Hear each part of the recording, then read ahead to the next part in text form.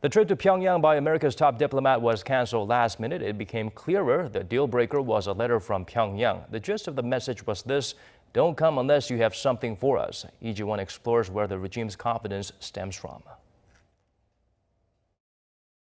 It appears U.S. President Donald Trump didn't have a choice but to call off his Secretary of State's fourth visit to Pyongyang, as Washington had nothing to offer the regime.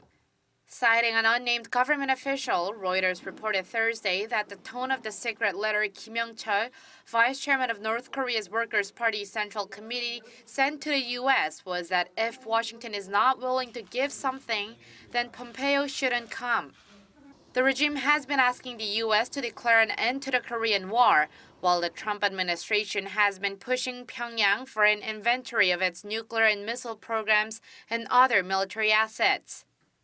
The senior official added that North Koreans seem to be thinking the U.S. is not doing enough, which appears to back up a report by U.S.-based media outlet Vox, which said President Trump promised North Korean leader Kim Jong-un a peace treaty sometime soon after their summit in June.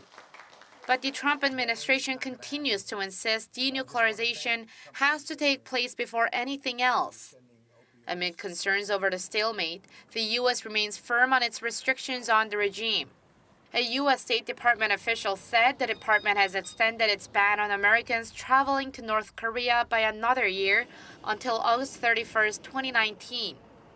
The reason given for the ban is the concern over the threat of arrest.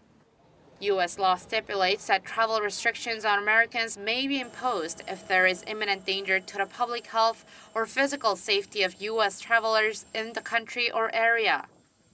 But it's known that individuals who wish to travel to or within North Korea for extremely limited purposes and whose travel is in the U.S. national interest can apply for a special validation from the State Department. There will also be exceptions if the trip is justified by compelling humanitarian considerations. The ban was imposed in September last year after the death of American student Otto Warmbier, who was sentenced to 15 years of hard labor by the North after allegedly trying to steal a propaganda sign. 이지원, 아리랑 뉴스.